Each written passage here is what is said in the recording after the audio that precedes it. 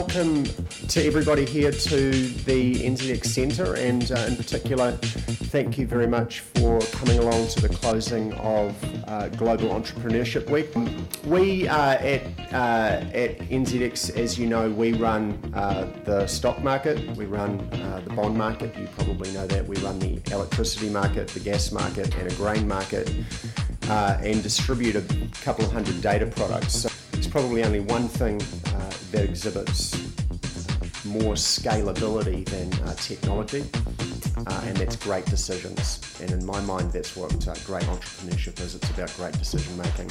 So I reckon the coolest thing that's been done in the entrepreneurial industry this year was Dave's making of the cover of Inc. magazine in the US. That's awesome, Dave. Thanks to 5 people from Wellington in a little office above the Avis rental can make it onto one of the biggest business magazines in the United States.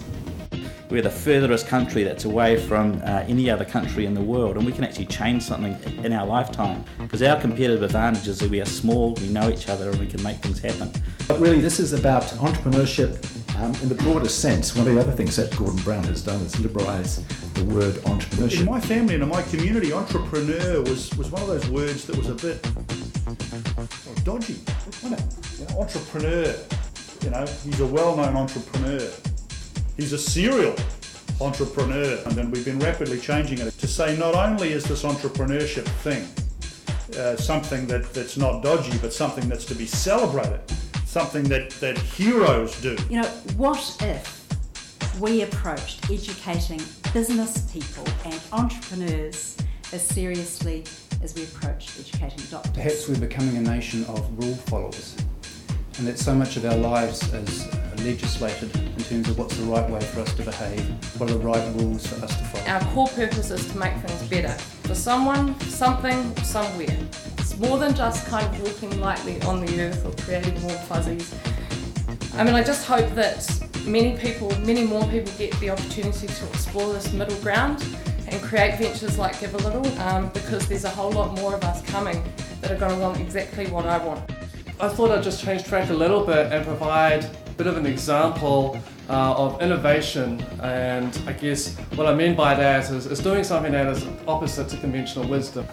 What we did was we eliminated the pricing altogether. We made that zero. We've gone from less than 20 staff to nearly 40, and we've got partners around in Australia, the US, UK, Europe and so on. And that's because you've got, say, 250,000 downloads. That creates demand for the creators of that software to do work with, and we didn't have that prior. But part of our why we've actually been able to make it happen today is the fact that we've had some American interns for the last 3 months. So these guys have been making on the telephones. They've been walking in coffee shops where they had promotions in 32 coffee shops, and they've really come into the deep end. And I think you're heading back to San Francisco and to New Jersey. These guys, but without their interest, they know what's going on around the world, and they've been a godsend to us. This movement has created an enormous awareness of what entrepreneurship is and developed the foundations that make these things happen.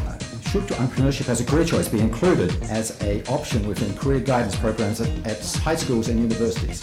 So I think that's really what we'd like to sort of see. I don't think that is a key to actually development of entrepreneurship at a young age and right throughout. Thank you.